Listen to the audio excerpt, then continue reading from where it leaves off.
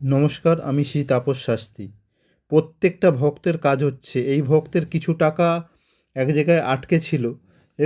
এই ব্যক্তি তো বিজনেস করে, সেই ভক্তের বহু টাকা আটকে গেছে। আমার কাছে ওষুধ নিয়ে গেছিলো, আমার বিজনেস খুব খারাপ অবস্থায় আমার কাছে এসেছিলেন। আমি তাকে কথা দিয়েছিলাম অবশ্যই আপনার বিজনেস দাঁড়িয়ে যাবে।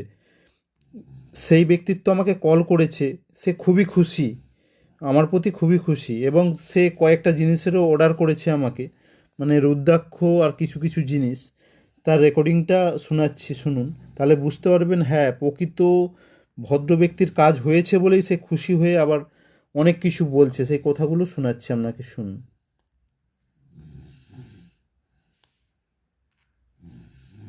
প্লাস রুদ্রাক্ষটা আমি নেবো।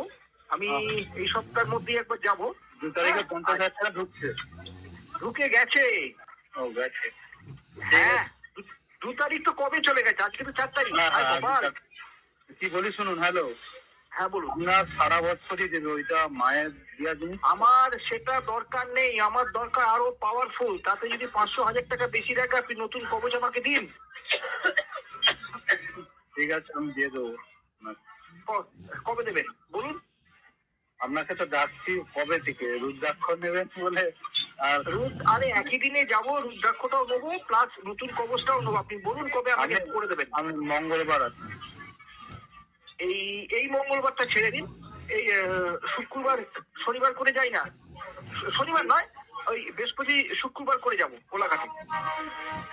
শুনুন, ওই মায়ের জিনিসটা করার দরকার নেই, ওকে আমি শুদ্ধিকরণ করে দেবো, বুঝতে পারেন?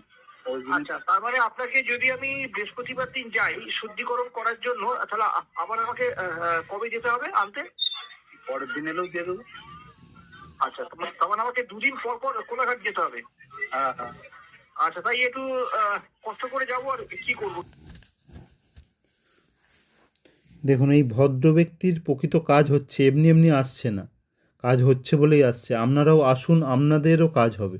আপনাদের যে কোনো সমস্যা, অনেক সময় অনেক ফ্যামিলিতে গণ্ডগোল, শত্রু বিনাশ থেকে শুরু করে মাঙ্গলিক দোষ, কালপর্শ দোষ, ব্যবসায় উন্নতি হচ্ছে না, সমস্ত কিছুর সম্ভব আমার কাছে। আমি কথা দিচ্ছি, তার দিকে অবশ্যই তন্ত্রের মাধ্যমে কিছু কিছু ব্যক্তির কাজ করা যায়, কাজ করে আসছি। প্রত্যেকের কাজ হচ্ছে, আপনারাও আসুন, আপনাদেরও কাজ হবে।